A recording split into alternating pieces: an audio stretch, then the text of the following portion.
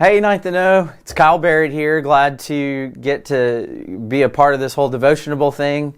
Looking forward to looking at a really deep word that we've all heard, and sometimes we get scared by big words, but justification.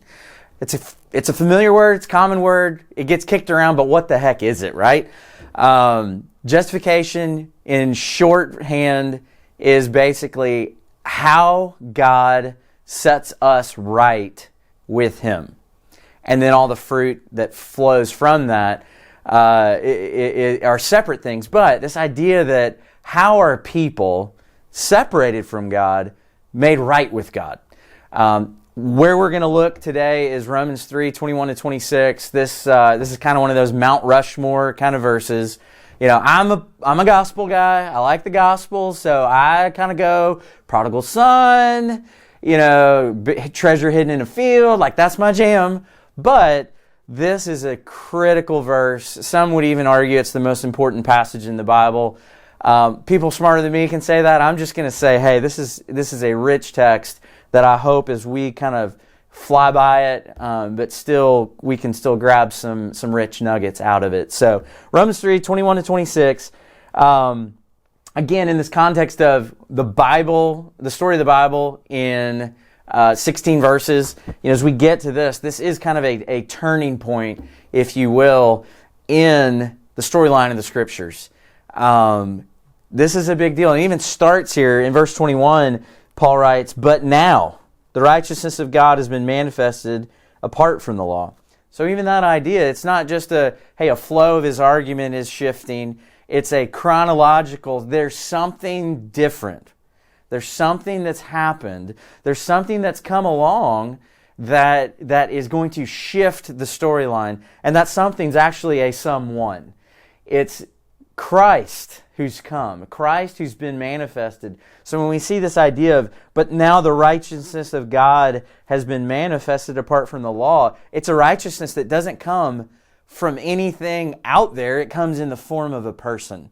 It comes in Jesus. That's the difference. Jesus has come and nothing's the same after that. I've been to a lot of basketball games here recently, and if there's one person in the gym at a basketball game who can't get any love, it's who? It's the ref. The ref can't get any love. If he makes a bad call, he's the worst. But if he makes a bad call against you, he's definitely the worst. But if he makes a bad call that goes against the other team, you're kind of like, okay, we'll let that one slide. I'm not as offended by that, right? But in this verse, especially towards the end of it, we need a just referee to actually enjoy games, sports, things like that. Some of the biggest scandals that people get the most worked up about, forget the government, sports. Pete Rose, not in the Hall of Fame. Why? He bet on sports. He broke the rules. And somebody has to stand up and say, that's wrong. When it goes against us, that's when we kind of go, it'd be great if you were a little lenient. And that's what this passage kind of fleshes out for us is, first of all, it does go against us. Common verse, very, very well-known verse, Romans 3:23.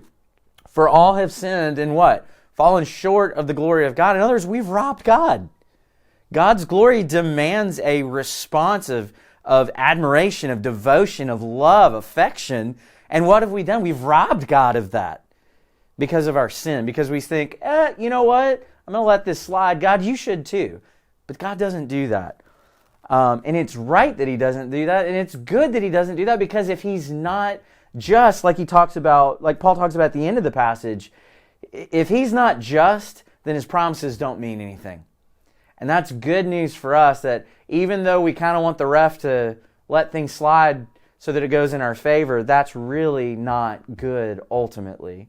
And when we put it in the context of talking about God, it's God's commitment to being just that allows Him to justify us.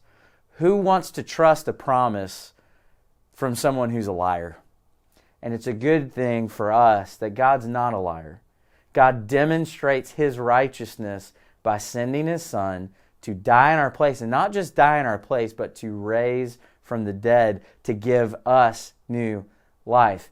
Christ is our propitiation, another big word. He satisfies God's wrath on our behalf, and that's good for us.